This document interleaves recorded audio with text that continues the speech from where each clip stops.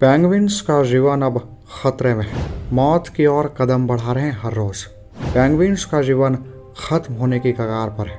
पर आखिर ऐसा क्या हो गया दोस्तों कि इन जानवरों पर ऐसी संकट आ गई? ऐसा क्या हो गया कि इतनी तेजी से इन जानवरों की संख्या घटती नजर आ रही है? आइए समझते हैं इसके पीछे का मुख्य कारण।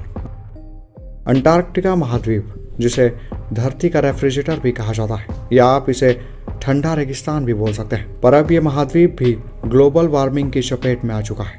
यहाँ बारिश बहुत ही कम होता है। साल भर में सिर्फ 200 मिलीलीटर बारिश होती है। ठंड मौसम में यहाँ पूरी तरह से अंधेरा हो जाता है। कहते हैं कि यहाँ के ज्यादातर इलाके में लगभग 2 किलोमीटर मोटी बर्फ की परत फैली हुई है। खूब तेज हवाएं चलती है, इससे ठंड और ज्यादा लगती है। इसलिए यहाँ किसी का भी रहना काफी मुश्किल भरा है। खासकर हम इंसानों के लिए ऐसी जगह खतरों से भरी है। पर कुछ ऐसे जीव जंतु हैं जो सिर्फ ऐसी कंडीशन में ही जिंदा रह पाते हैं। अगर उन्हें ऐसी ठंडी बर्फीली जगह ना मिली तो उनका जीवन खत्म हो सकता है। और ग्लोबल वार्मिंग के चलते अब सच में ऐसा होता नजर आ रहा है। अंटार्कटिका को दुनिया का आखिरी छोर भी कहते हैं, क्योंकि इसके बाद कुछ भी नहीं। यहाँ विशाल ग्लेशियर लोगों का मन मोह लेते हैं। ठंडा होने की वजह से यहाँ आपको बड़ी संख्या में पेंगुइन देखने को मिल सकती है।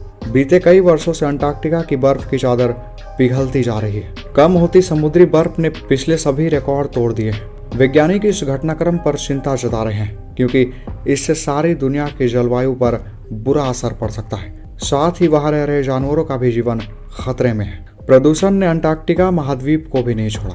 ग्लोबल वार्मिंग की वजह से हर साल यहाँ की 200 अरब टन बर्फ पिघल रही है। यह भी पता चला है कि माइक्रोप्लास्टिक के छोटे कणों ने यहाँ की बर्फ को प्रदूषित कर दिया है। यही वजह है कि पेंगुइन्स जैसे जीवों का रहना मुश्किल हो गया है। वो भी ग्लोबल वार्मिंग का शिकार बन रहे हैं, और इस ग्लोबल वार्मिंग के बढ़ने का हकदार कहीं न कहीं हम और आप भी हैं।